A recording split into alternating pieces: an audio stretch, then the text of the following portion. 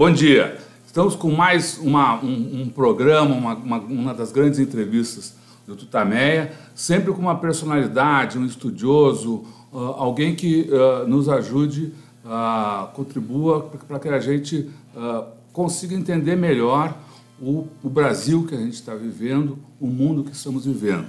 Ela é a Eleonora. Ele é o Rodolfo. E ele é o Peter Evans, que está na tela. Que está na tela e que está na Califórnia conversando com a gente pela internet. Agora a Eleonora vai apresentar. Muito obrigado pela sua participação, pela gentileza de estar aqui com a gente. A Eleonora vai fazer a apresentação mais detalhada. Bom, Peter Evans é um estudioso do Brasil, um profundo conhecedor da produção brasileira. Ele escreveu alguns livros clássicos para a gente entender o Brasil. Um deles é esse aqui, A Tríplice Aliança, que eu estou colocando aqui na câmera, as multinacionais, as estatais e o capital nacional, desenvolvimento dependente brasileiro. A Tríplice Aliança era essa associação entre capital nacional, Estado e capital estrangeiro. Ele dissecou muito bem esse processo, é um livro, texto de qualquer pessoa que queira entender o Brasil. E um outro livro muito bacana que eu li, esse Autonomia e Parceria, que eu estou colocando aqui, né, Estados e Transformação Social, em que ele realmente disseca a importância do Estado no desenvolvimento dos países. Tem muitas outras coisas, e hoje a gente está aqui conversando com o Peter Evans sobre o Brasil, sobre o momento atual, né, e gostaríamos de conhecer, então, como ele está vendo essa situação atual. Boa tarde, Peter Evans, tudo bem? Boa tarde, um grande prazer poder participar da entrevista. Uhum. Então, como é que você está vendo essa situação brasileira hoje? Participar na entrevista. Eu estou pensando que a situação no Brasil atualmente é uma situação bastante triste, né? Uhum. Olha, eu estou pensando que a situação no Brasil atualmente é uma situação bastante triste, né? É uma situação em que passando uns 14, 15 anos de mudança positiva no Brasil, no sentido de aumentar o bem-estar das pessoas, vamos dizer, das pessoas comuns, das pessoas que não são privilegiadas. Depois desses 15 anos, parece que a situação política no Brasil está destruindo as possibilidades que esse progresso continua. Inclusive, eu acho que é uma vira-volta muito triste. Então, nós que olhamos o Brasil de fora, ficamos com um sentido de realmente pensar que devemos fazer alguma coisa, pelo menos para despertar a consciência que tem acontecendo no Brasil atualmente alguma coisa que não é bom e que não é, vamos dizer, não tem nenhuma razão estrutural. Então, vocês estão fazendo alguma coisa. O que vocês estão fazendo nos Estados Unidos? O que você acha que tem que fazer alguma coisa para alertar sobre essa situação de mudança aqui? Sim, e a gente, claro que a gente não pode participar diretamente da política. Sim, e a gente, claro que a gente não pode participar diretamente na política brasileira, mas a gente resolvemos publicar, espalhar um manifesto chamando a atenção ao fato de que Lula na prisão não é resultado de um processo legal, que é confiável, que é resultado de só processos legais.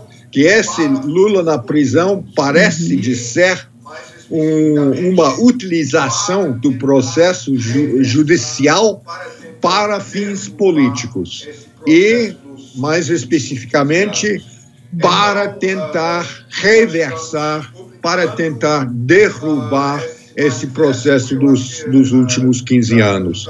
Então, nós estamos publicando esse manifesto. Eu acho que Tuta Maia deve ter cópia do manifesto. Nós estamos publicando, espalhando, e a resposta tem sido muito positiva. Você pode citar alguns exemplos? Muitas pessoas importantes nos Estados Unidos, na Europa, responderam. Várias pessoas estudiosas. Tem 300 pessoas lá na lista, várias pessoas estudiosas, famosas, etc. Mas eu acho que a coisa importante que esse manifesto é uma tentativa de compensar pelo fato de que a mídia no Brasil e uma boa parte da mídia nos Estados Unidos ou não está entendendo o processo ou está funcionando como auxiliar nesse processo de judicialmente derrubar as mudanças que têm sido acontecendo no Brasil nos 15 anos. E eu acho que é muito perigoso no seguinte sentido, de que eu acho que resulta numa deslegitimização da democracia brasileira, do processo político no Brasil, que é muito perigoso. Perigoso no sentido de que pode fazer muito difícil um processo normal democrático em outros países da Europa, no Brasil. Pipocando aí em vários lugares, na França, na Alemanha. Por que o senhor acha que isso vem ocorrendo? O que leva essas pessoas, às vezes tão distantes do Brasil, a se mobilizarem nesse sentido, em defesa da democracia ou em defesa do direito de Lula voltar a ser candidato à presidência da República? Olha, eu acho que o Brasil, nas primeiras décadas do século XXI, olha, eu acho que o Brasil, nas primeiras décadas do século XXI, o Brasil virou realmente um tipo de modelo para as pessoas progressistas no mundo, no sentido de que numa grande parte dos países do mundo a população tá pensando que a vida delas não está melhorando, que a vida está piorando. Então, não quer dizer que o Brasil era um maravilha de tudo bom, mas o Brasil era um país em que as pessoas podem achar, olha, a minha vida talvez seja um pouquinho melhor do que era antes. E eu tenho esperança de que a minha vida, a vida das minhas crianças, dos meus filhos, a vida no futuro vai ser melhor ainda.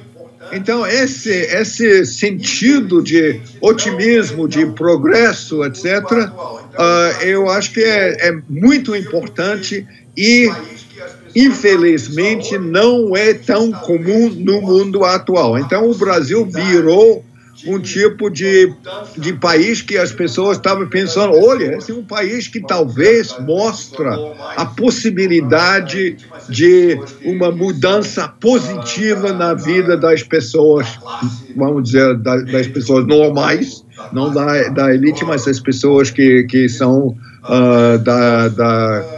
da classe média ou da classe trabalhadora, ou qualquer coisa que diz.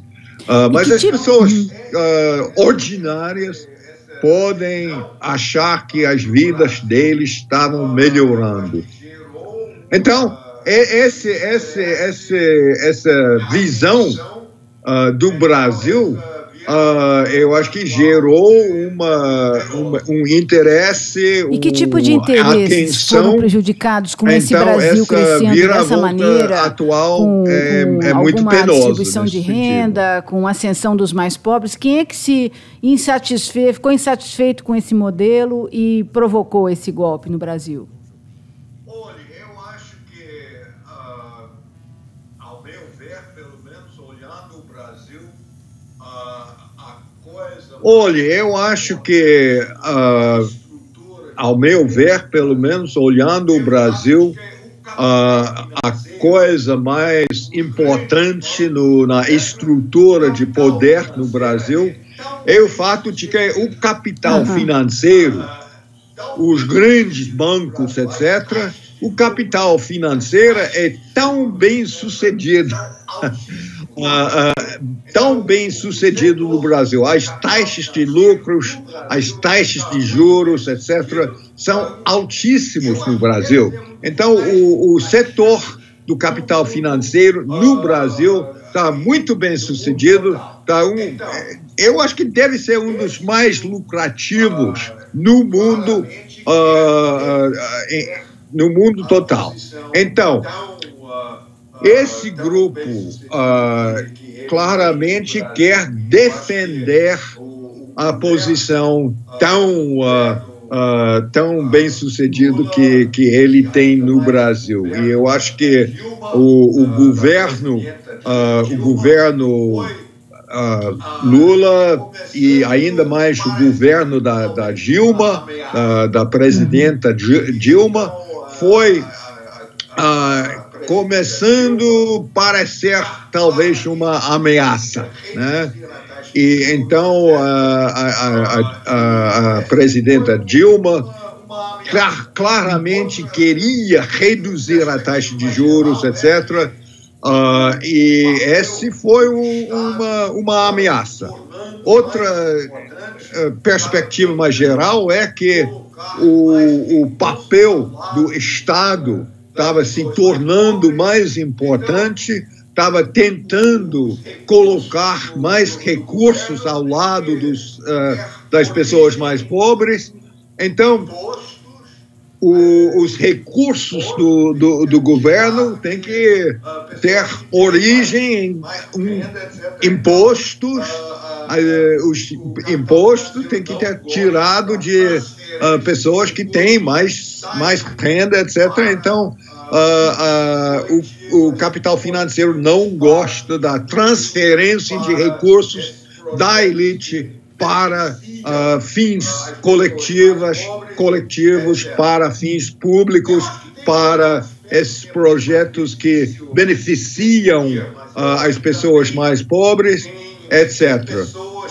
Eu acho que tem outro aspecto que é mais difícil definir, mas eu acho que também tem pessoas, tem grupos no Brasil que não são tão privilegiados, mas se sentem um pouquinho privilegiados, que eles se sentem que eles têm uma posição um pouquinho elevado, etc. Então, eu acho que eles também foi ameaçado pelo famoso empregada doméstica viajando de avião. Né? Uma ameaça ao, não sei o que, um sistema cultural, etc.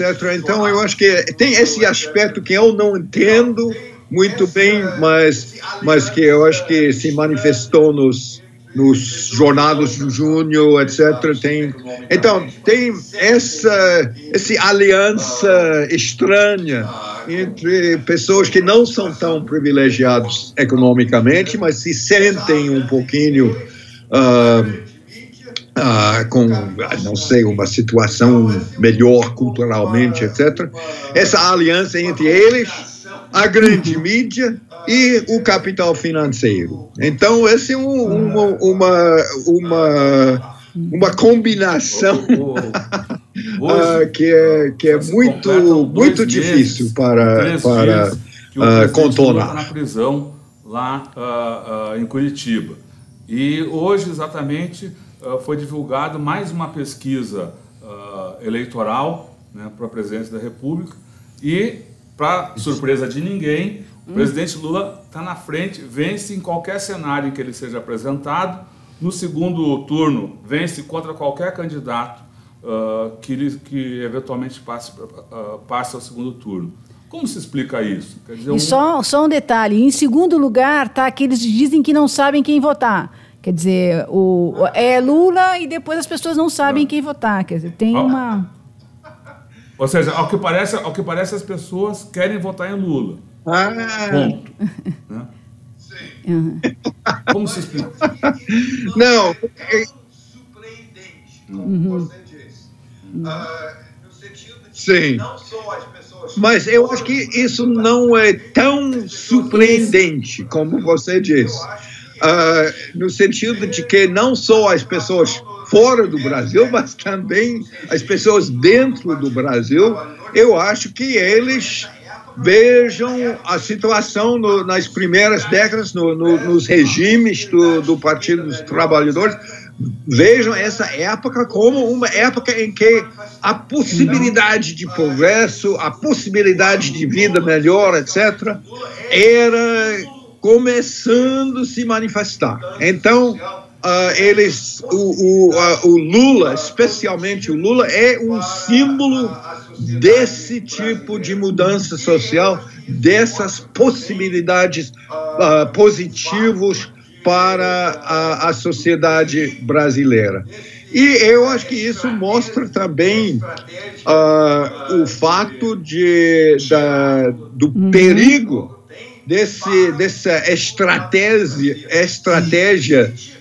de tirar Lula do jogo tem para o futuro da democracia. Se o processo judicial foi um processo com muitas provas tangíveis, muita gravação, não sei o que, contra o Lula, se tem evidência que o Lula deu esse privilégio àquela empresa pequena que tem apartamento e que recebeu apartamento em volta, que tem provas tangíveis desse tipo.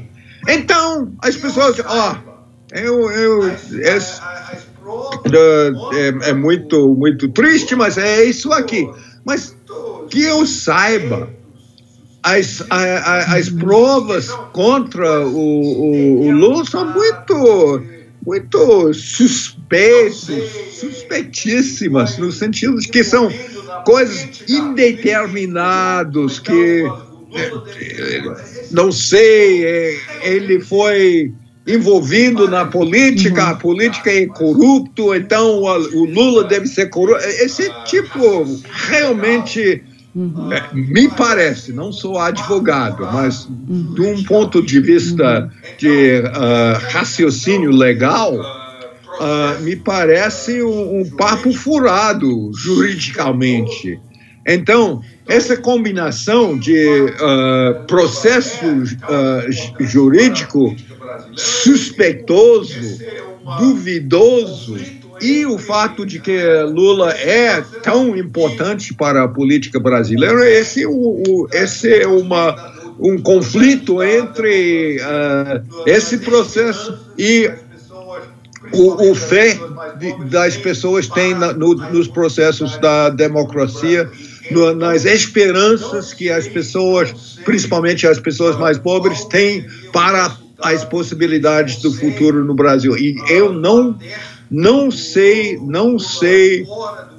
qual seria o resultado se eles conseguem manter o Lula fora do processo político. Não sei os resultados da eleição.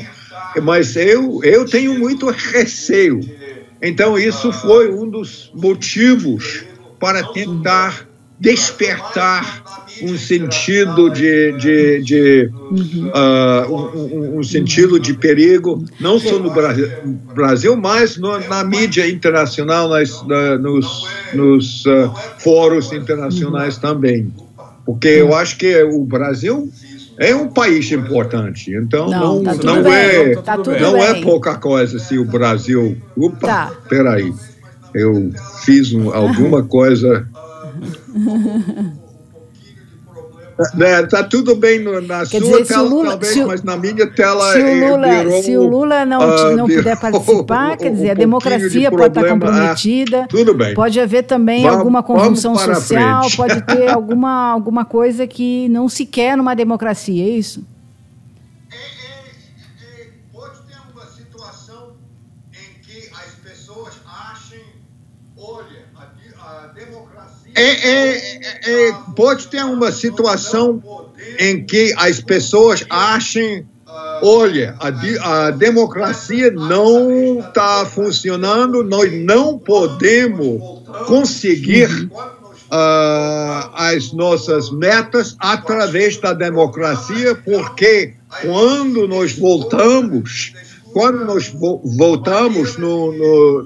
num partido, num programa, então a elite descubra uma maneira de subverter esse processo. Então, se as pessoas perdem completamente a fé na democracia, então isso é um problema. Isso é o grande perigo, eu acho, nessa estratégia de, vamos dizer, processo judiciário. Por isso que há quem diga que, do ponto de vista das próprias elites, o melhor seria o Lula ser o candidato. Mudando fundamentalmente porque ele teria essa condição político de refazer esses fios desencapados aí que estão na sociedade brasileira. Uma espécie de pacificador da nação. O Lula. Isso.